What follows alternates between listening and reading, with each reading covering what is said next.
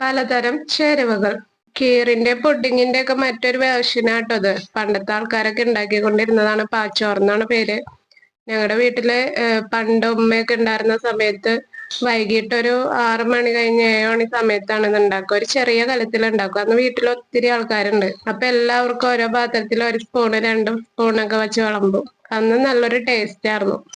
പാച്ചോറ് ഉണ്ടാക്കാനായിട്ട് ഞാനിവിടെ ഒരു 3/4 കപ്പ് അരി എടുത്തിട്ടുണ്ട് കേട്ടോ. ആ ഗ്ലാസ്സിൽ ഒരു ഗ്ലാസ് നമ്മുടെ അളവ് കപ്പില് 3/4 കപ്പ് ഉണ്ടാവുള്ളൂ. അത് നന്നായിട്ടൊന്ന് വാഷ് ചെയ്തെടുത്ത ശേഷം ചോറ് വെക്കാനുള്ള ഒരു കലത്തിലേക്ക് ഇട്ട് കൊടുക്കുക.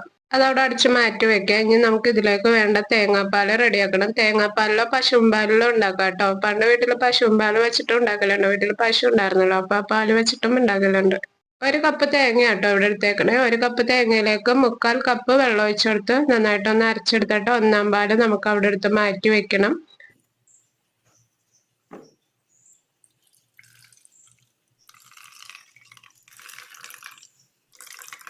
അങ്ങനെ 1/4 പാൽ അവിടെ റെഡി ആയിട്ടുണ്ട്. നമ്മൾ പിഴിഞ്ഞെടുത്ത പീര വീണ്ടും ആ മിക്സിയുടെ ജാറിലേക്ക് തന്നെ ഇട്ട് കൊടുക്കുക. എന്നിട്ട് നമ്മൾ ഏത് കപ്പിലാണോ അരി അളന്നെടുത്തത് ആ കപ്പിൽ തന്നെ 1.5 കപ്പ് വെള്ളം ഒഴിച്ചു കൊടുക്കുക കേട്ടോ. 1.5 ഒഴിച്ചു കൊടുക്കുക കേട്ടോ. നമ്മുടെ അരി വേവാനുള്ള വെള്ളമാണത്.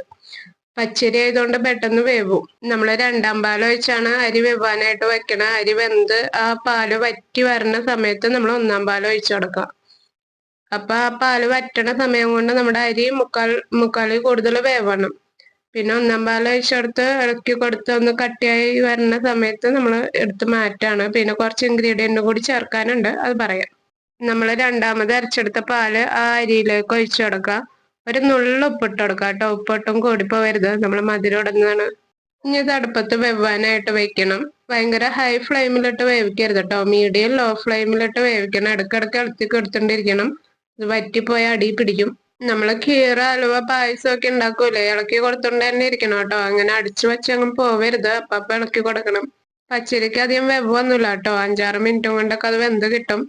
ഇപ്പൊ നമ്മുടെ 2/2 പാലൊക്കെ ഇവിടെ നന്നായിട്ട് വറ്റിയിട്ടുണ്ട്. അരി വെന്തിട്ടുണ്ട്. ഇനി ഇതിലേക്ക് 1/4 പാൽ അങ്ങ് ഒഴിച്ചു കൊടുക്കാം.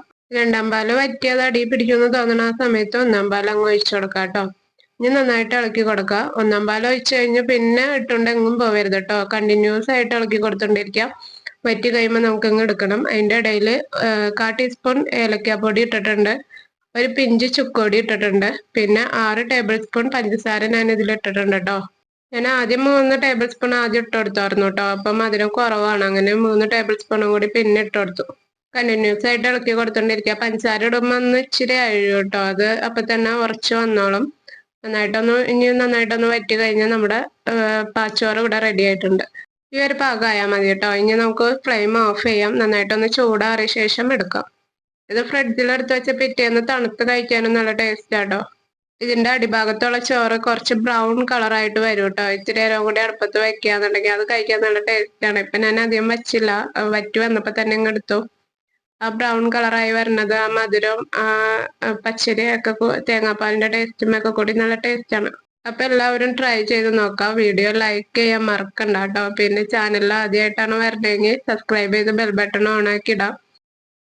നമ്മൾ ഡെയിലി വീഡിയോസ് ഇടുന്നുണ്ട്. എല്ലാ ദിവസവും 11:15 12:15 ഇട്ടുകൊണ്ടിരുന്നു. ഇനിയിപ്പോ 1:15 ഇടാന്ന് വിചാരിക്കണം.